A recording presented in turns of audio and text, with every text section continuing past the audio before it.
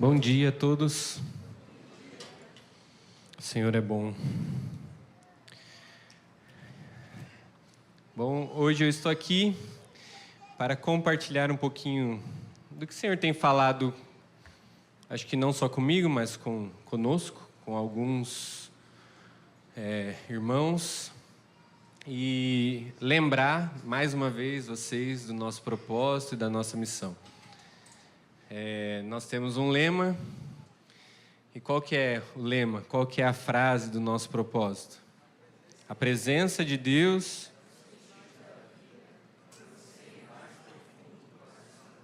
A presença de Deus é o sentido da vida e o anseio mais profundo do coração humano. Então Deus nos deu um propósito, Deus nos deu uma missão.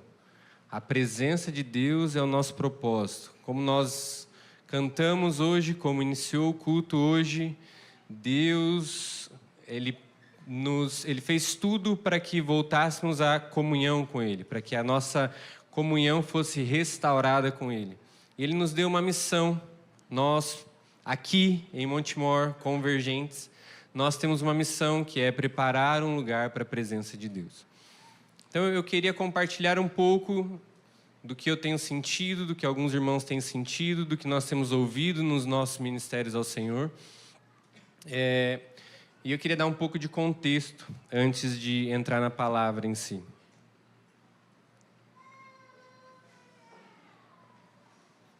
Eu acredito que essa mensagem pode alinhar os nossos corações, eu acredito que essa mensagem pode animar, encorajar quem está desencorajado, animar quem está triste e dar força e dar mais vigor para quem está na obra.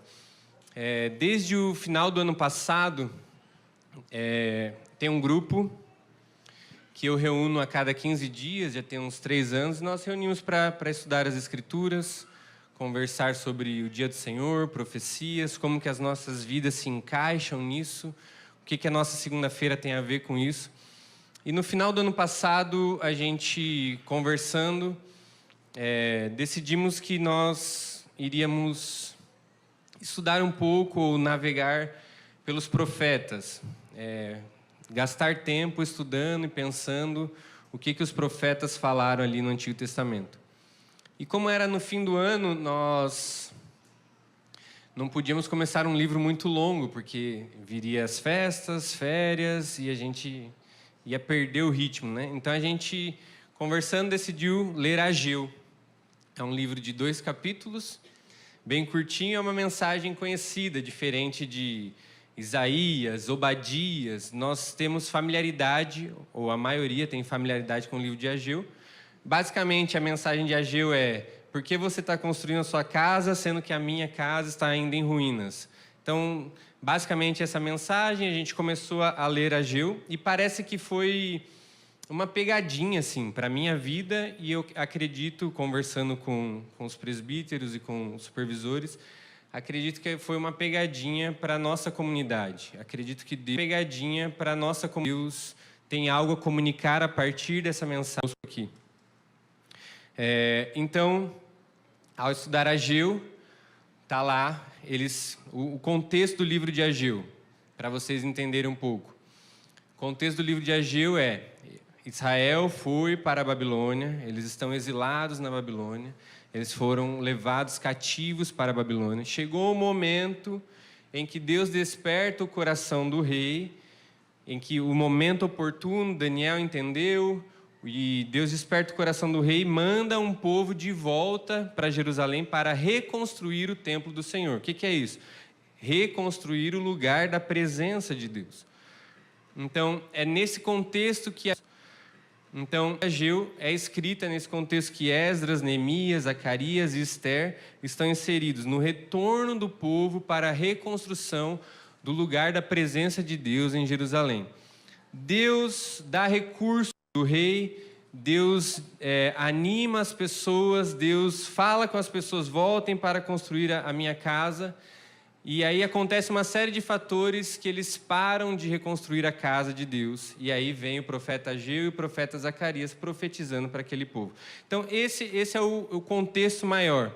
E eu queria ir com vocês analisando alguns trechos. Eu não vou ler o livro de Esdras todo, não vou ler o livro de Ageu todo, mas eu queria que a gente pudesse ver como uma figura profética para a nossa movimentação, como uma figura profética para as nossas vidas aqui em Montemor. O que a mensagem de Ageu, o que a mensagem de Esdras, o que a mensagem de Neemias e Zacarias tem a ver com a nossa vida aqui em Montemor. Então, é uma mensagem profética, é uma mensagem pastoral, é uma mensagem que vai alinhar os nossos corações, que vai nos reconectar com o nosso propósito, com a nossa missão, com o nosso sentido, com o porquê aqui em Montemor, com o porquê de Deus trazer tantas pessoas de todo, acho que tem pessoas de todos os estados aqui, ou de quase todos os estados do Brasil e de alguns outros países que reúnem aqui. Por que Deus está fazendo isso entre nós?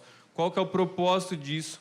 Então, eu quero animar vocês, exortar vocês e, de alguma maneira, que essa mensagem reconecte o coração de vocês a essa frase: a presença de Deus é o sentido da vida e o anseio mais profundo do coração humano. Então, abre comigo lá em Esdras, capítulo 1.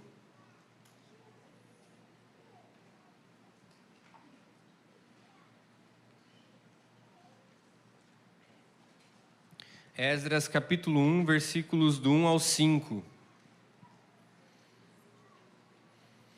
No primeiro ano do rei Ciro, rei da Pérsia, a fim de que se cumprisse a palavra do Senhor falada por Jeremias, o Senhor despertou o coração de Ciro, rei da Pérsia, para redigir uma proclamação e divulgá-la em todo o seu reino, nestes termos: Assim diz Ciro, rei da Pérsia: O Senhor, o Deus dos céus, deu-me todos os reinos da terra e designou-me para construir um templo para ele em Jerusalém de Judá.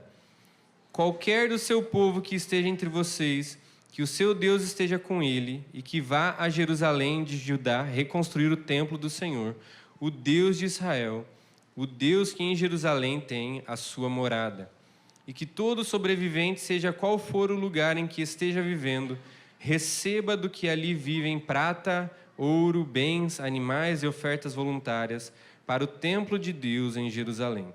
Então os líderes das famílias de Judá e de Benjamim, como também os sacerdotes e os levitas, todos aqueles cujo coração Deus despertou, dispuseram-se a ir para Jerusalém e a construir o templo do Senhor. Então, primeira coisa que eu queria dizer para vocês: vocês são essas pessoas que tiveram os corações despertados por Deus para preparar um lugar para a presença dEle. Nós somos essas pessoas. Você não está aqui em Montemor, você não saiu do seu estado, você não saiu da sua cidade, você não deixou a casa do seu pai, da sua mãe, para vir viver uma vida melhor aqui em Montemor. Até porque isso é muito difícil, né? É muito mais fácil viver uma vida melhor em Curitiba, em São Paulo, né, Dedé? Em Curitiba é muito melhor, né? Então, vocês, no Rio, mais ou menos. Vocês são as pessoas que tiveram os corações despertados por Deus. Eu e você, nós somos pessoas que tiveram os corações despertados por Deus para esse propósito. Nós não estamos aqui à toa. Nós não estamos aqui para fazer a nossa vida dar certo. Os nossos corações foram despertados para preparar um lugar para o Deus vivo. Nós sabemos e temos consciência de que essa casa não será a morada permanente de Deus, porque, como o próprio rei Ciro disse, Deus tem a sua morada em Jerusalém. Nós sabemos disso. Nós temos consciência disso, mas nós queremos aqui preparar um lugar para a presença de Deus. Como Jesus passava por Betânia e ficava tão à vontade, nós queremos que Montemor seja um lugar onde Jesus passe e fique por um tempo, onde ele se sinta à vontade. E o seu coração e o meu coração foram despertados para isso. Por isso nós estamos aqui, por isso nós deixamos tudo o que deixamos para estar aqui. Então esse é o primeiro ponto: o seu coração foi despertado para a missão de Deus, para o propósito de Deus, para preparar um lugar para a presença de Deus. E aí, em Esdras, capítulo 3...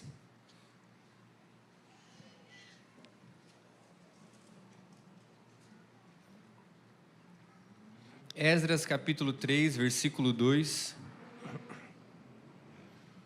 Versículo 1 e 2.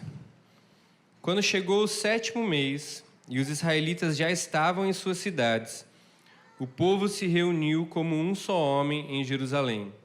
Então Jesua, filho de Josadaque, e seus colegas, os sacerdotes, e Zorobabel, filho de Sealtiel, e seus companheiros, começaram a construir o altar do Deus de Israel, para nele sacrificarem holocaustos, conforme o que está escrito na lei de Moisés, homem de Deus. Segundo ponto, a primeira coisa em primeiro lugar. O que eles fazem? Eles se mudam para Jerusalém, eles se mudam para Israel, se reúnem em Jerusalém, e na preparação do lugar para a presença, a primeira coisa que eles restauram é o altar a Deus, o altar de holocausto. E por isso que eu acho que Deus está realinhando. Nós temos recebido muitas mensagens de alinhamento. Janeiro e fevereiro está sendo um mês bem cheio. Eu não sei se vocês sentem isso, mas nós, na liderança, estamos sentindo isso. Deus está ajustando, movendo muitas coisas. E acredito que isso faz parte do que Deus está fazendo. Na ânsia de preparar um lugar para a presença de Deus, de restaurar o altar em primeiro lugar, nós muitas vezes nos apressamos em falar que o altar de holocausto, o altar na preparação da casa de Deus, é a sala de oração. É mais oração, é mais adoração. Afinal de contas, essas coisas constituem uma oferta a Deus, um sacrifício a Deus. Mas o Senhor está nos lembrando nesses dias, de que isso faz parte, mas essa não é a oferta que Deus aceita. Mas essa não é... Esse não é o sacrifício que Deus... Não sem a primeira coisa em primeiro lugar. E aí, beleza, não é oração, não é mais oração, não é mais louvor, mas aí então nós vemos Romanos 12, então nós nos oferecemos como sacrifício.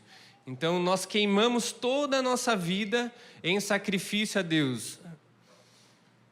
Também não é isso. Isso também faz parte. Mas não é a primeira coisa em primeiro lugar. E Deus está nos lembrando neste tempo, janeiro, fevereiro. Por isso estou falando, é um mês bem agitado. Deus está mexendo com nossas estruturas. Deus está mexendo bastante com a gente aqui.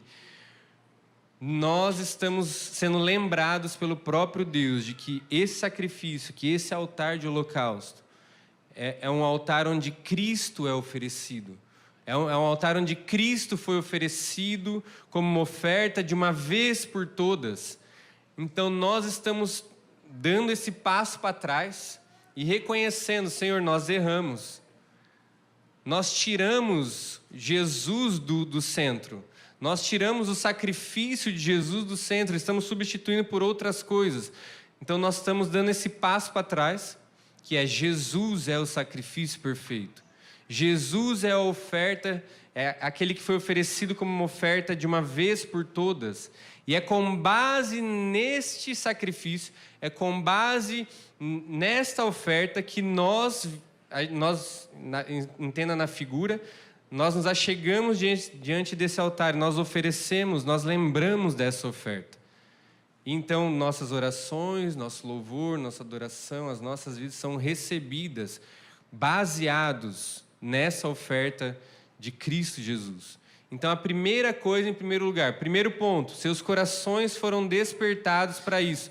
Deus trouxe vocês para cá, não tenha dúvida disso. Eu não tenho dúvida. É só Deus para trazer alguém de uma cidade dessas maravilhosas para Montemor. É só Deus para fazer uma obra dessa. E vocês concordam comigo. Mas o segundo ponto é, Jesus Cristo, Ele é a oferta. Nós estamos, a primeira coisa a ser restaurada para preparar esse lugar para a presença de Deus é o altar de sacrifício. E nesse altar nós não oferecemos uma oferta estranha, nós oferecemos o próprio Cordeiro de Deus. Ele é o sacrifício perfeito, Ele é a oferta que Deus aceita. Em terceiro lugar, na história de Esdras, está tudo indo bem, está tudo caminhando muito bem ali com o povo que voltou do exílio, eles receberam recursos financeiros, eles deram o pontapé inicial na preparação do lugar para a presença de Deus, colocaram a primeira coisa em primeiro lugar, logo em seguida, eles recebem oposição. E é aqui que eu acho que muitos de nós estamos recebendo resistência, recebendo oposição nesse lugar de preparar um lugar para a presença de Deus, neste lugar de preparar a casa de Deus para a presença dele. Então, o terceiro ponto é oposição. Esdras capítulo 4 fala dessa oposição que eles estão recebendo.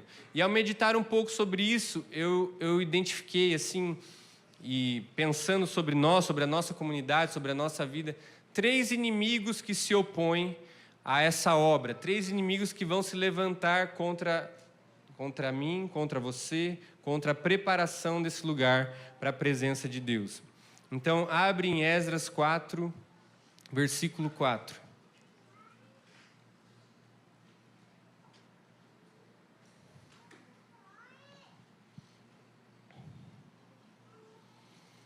Então, o primeiro inimigo são pessoas diversas, são pessoas de fora. Esdras 4, versículo 4. Então, a gente da região começou a desanimar o povo de Judá e a atemorizá-lo, para que não continuasse a construção. Então, nessa missão que Deus nos deu, nessa obra que nós estamos fazendo, muitas vezes pessoas de fora, elas vêm e elas tentam nos amedrontar e nos desanimar. Como que isso fala com você? Como que isso se encaixa na sua vida? Você está desanimado nessa obra, nessa missão que Deus te deu, de preparar um lugar para a presença de Deus? Você está desanimado? Você está desencorajado? Você está sentindo medo? Você olha para a sua vida e sente medo? Você olha para o seu redor e está se sentindo desencorajado de preparar? Então, primeira coisa, são pessoas, são palavras que são lançadas para nos desanimar e nos atemorizar. Segunda coisa, são circunstâncias adversas. Ageu, capítulo 1, versículo 6.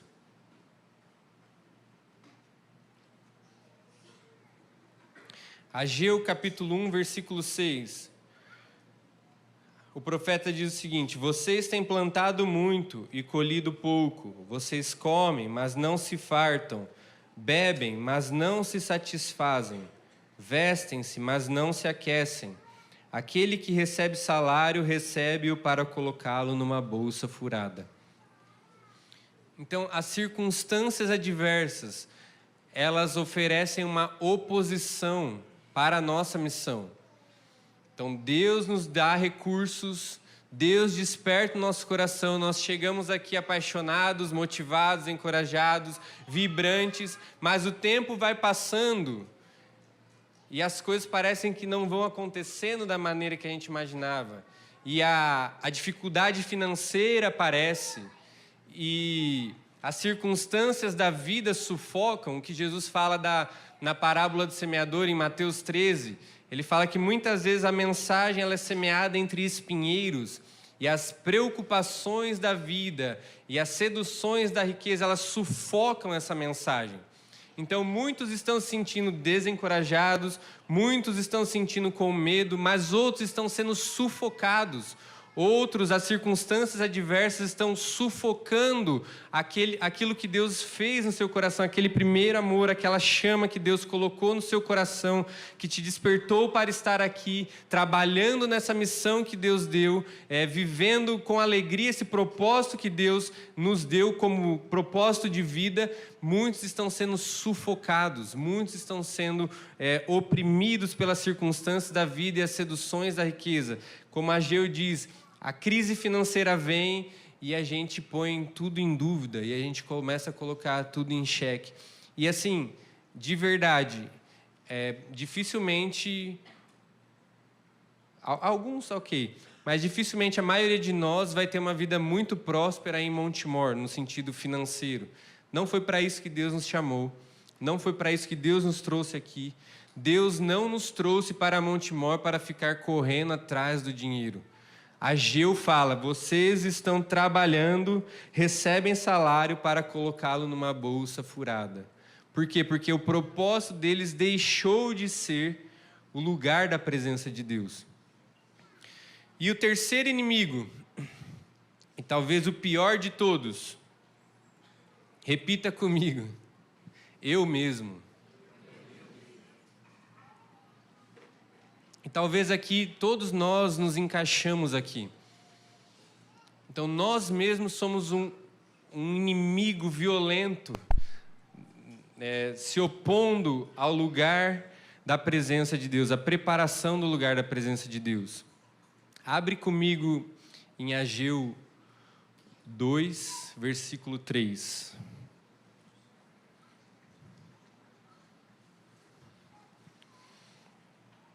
O que eu quero dizer com nós mesmos? Nós somos despertados, nós temos os corações aquecidos para isso, para a presença de Deus e o lugar da sua habitação. Mas muitas vezes a nossa idealização de como deve ser põe tudo a perder. Muitas vezes a sua idealização de como deve ser esse lugar para a presença de Deus, ele é o inimigo mais violento, mais feroz, em oposição a essa missão que Deus nos deu. O que eu quero dizer com isso? Ageu, capítulo 2, versículo 3. Na NAA diz o seguinte: quem de vocês que tenha sobrevivido contemplou este templo na sua primeira glória? E como vocês o veem agora? Por acaso não é como nada aos olhos de vocês? Por acaso não é como nada aos olhos de vocês? E em Esdras fala que quando eles viram lançando os fundamentos, eles fizeram uma festa. Os velhos choraram e os mais novos se alegraram. O que a mensagem de Esdras e Ageu tem em comum? O que está acontecendo aqui? Provavelmente tinha pessoas, os mais velhos, que estavam ali com eles nessa obra. Eles viram o templo de Salomão. Provavelmente eles presenciaram a destruição do templo de Salomão. E o que era o templo de Salomão? O templo de Salomão era uma das maravilhas do mundo antigo. Era uma obra suntuosa, era algo glorioso, cheio de beleza, cheio de riqueza. Os reis e as pessoas de outras nações vinham para ver tudo aquilo que estava acontecendo em Jerusalém. E quando eles olham, os velhos olham ali no tempo de Esdras, de Ageu, aquela pedrinha sendo colocada, aquele monte de pedra ainda em ruínas, eles falam, mas isso não tem nada a ver com aquilo. Isso não tem nada a ver com o que a gente já experimentou. Isso não tem nada a ver com aquilo que a gente já viu. É o que Esdras está falando. Por acaso não é como nada aos olhos de vocês? Então, muitas vezes, a nossa idealização de como foi no passado, de como deveria ser agora, nos atrapalha, nos paralisa nessa missão que Deus nos deu. Muitas vezes a sua idealização, as suas memórias do passado ou aquilo que você experimentou está te travando de prosseguir naquilo que Deus está fazendo hoje. Deus hoje Ele quer desfazer as nossas idealizações de como deve ser a construção desse lugar para a presença de Deus, de como deve ser essa obra. Ele está restaurando Cristo no seu devido lugar, e o resto a partir disso. Nós não fomos chamados para ser um IHOP, nós não fomos chamados para ser a Bethel, nós não fomos chamados para ser o Desascope, nós fomos chamados para ser o Convergência. Deus despertou os nossos corações, o meu e o seu coração, para estar aqui, envolvido naquilo que Ele quer fazer aqui, entre nós. Não deixem as palavras de fora, não deixem as pessoas de fora te desanimarem ou te colocarem medo. Não permita que as circunstâncias da vida, que as circunstâncias adversas sufoquem aquilo que Deus despertou em seu coração. E não permita que você mesmo, ou o seu ideal de como deve ser, impeça você de prosseguir naquilo que Deus está fazendo. Deus está fazendo uma obra em nosso meio. Deus nos chamou para estarmos aqui. Essa obra nós não sabemos quanto tempo vai levar e ela vai ter ajustes no meio do caminho. E é o que nós estamos vendo, e é o que nós estamos passando hoje. Então não deixem que essas coisas te tirem daquilo que Deus chamou você para estar ativo na obra dele. Ok? Estão comigo? Então, primeira coisa, Deus despertou os nossos corações. Segunda coisa, a primeira coisa em primeiro lugar. Segunda coisa é feia, né? Segundo ponto. Terceiro ponto, nós sofreremos oposição no trabalho de preparar um lugar para a presença de Deus.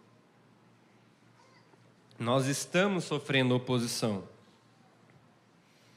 E o quarto ponto é que da história que nós vemos ali em Esdras e em Ageu, que é onde Ageu, ele entra, a palavra profética ela entra, então Deus está nos dando palavras em janeiro, fevereiro, Deus está movimentando isso no nosso meio porque Ele está nos realinhando, porque o que acontece? Como resultado dessa oposição, existe uma paralisação da obra de Deus. E a história diz que ali, entre Esdras, Ageu entra e começa a profetizar, mas a obra fica paralisada por mais de 15 anos. Por causa da oposição que eles receberam. Eles pararam de trabalhar na construção, na restauração do lugar da presença de Deus por mais de 15 anos. Deus não permita que a gente pare tanto tempo. Mas Ageu entra nesse contexto. E qual que é a palavra de Ageu? Ageu, capítulo 1, versículo 2. Assim diz o Senhor dos Exércitos, este povo afirma, ainda não chegou o tempo de reconstruir a casa do Senhor. Por isso a palavra do Senhor veio novamente por meio do profeta Ageu. Acaso é tempo de vocês morarem em casas de fino acabamento, enquanto a minha casa continua destruída? Versículo 9. Vocês esperavam muito, mas eis que veio pouco. E o que vocês trouxeram para casa, eu dissipei com um sopro. E por que eu fiz? Pergunta o Senhor dos Exércitos. Por causa do meu templo, que ainda está destruído, enquanto cada um de vocês se ocupa com a sua própria casa.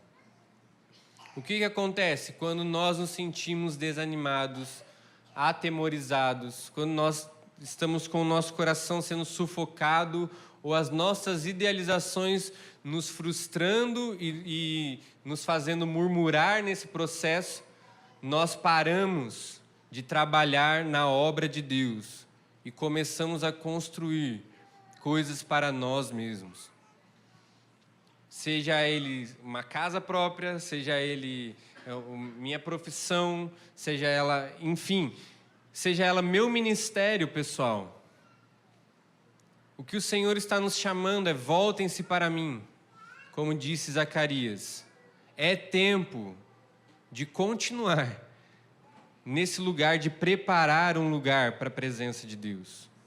É tempo de permanecer, não é tempo de se desviar.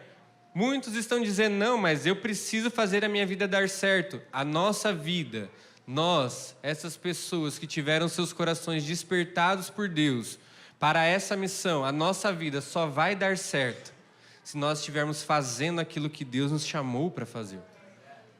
A sua vida não vai dar certo fora desse lugar. A minha vida não vai dar certo fora desse lugar. As nossas vidas, elas se encaixam com o plano de Deus. E não o plano de Deus se encaixa com as nossas vidas.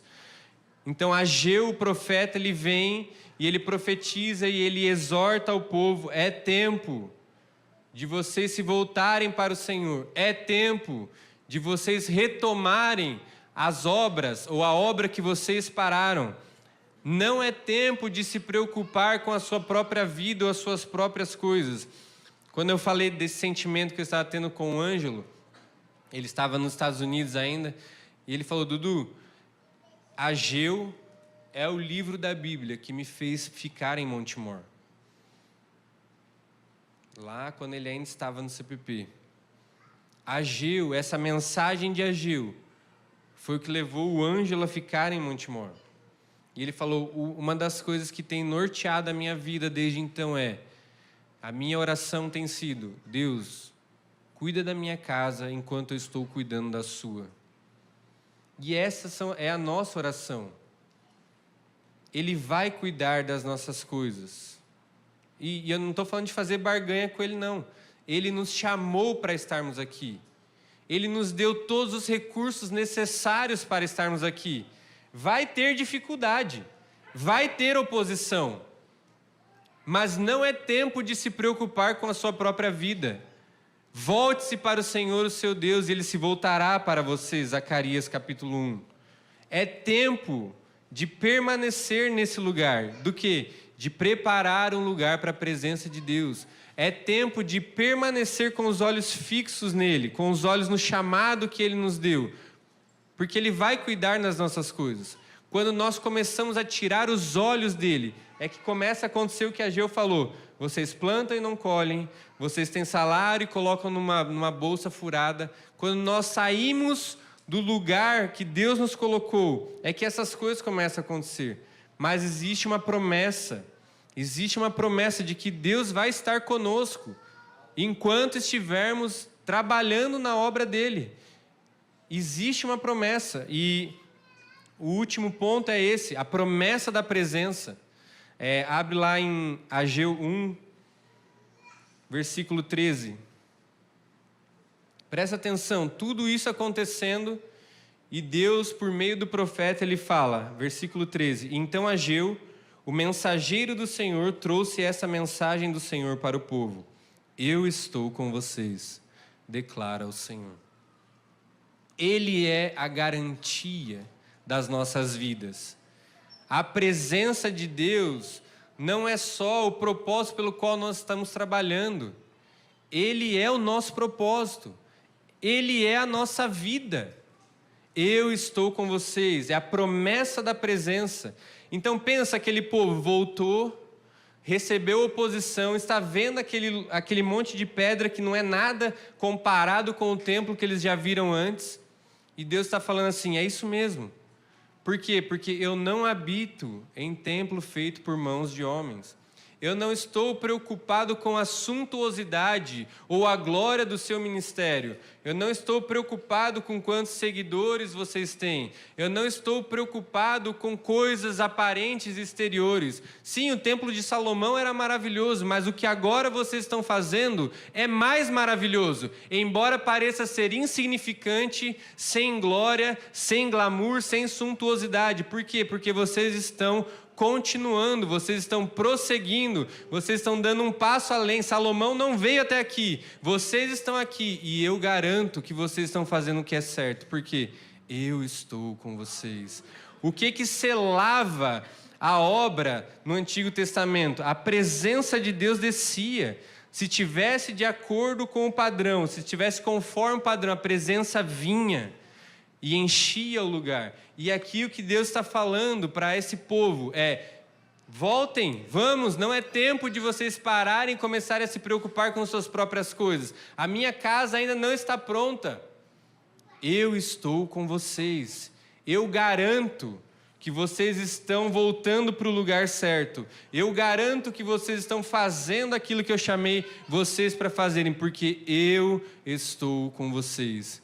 Então, nessa manhã eu queria animar vocês, exortar vocês e chamar vocês para refletirem sobre isso. Eu acredito que essa mensagem breve, essa mensagem curta, fala demais com a nossa comunidade. Pastoreia muito os nossos corações. Então, eu queria fazer um apelo, principalmente na questão da oposição. Vamos nos colocar de pé?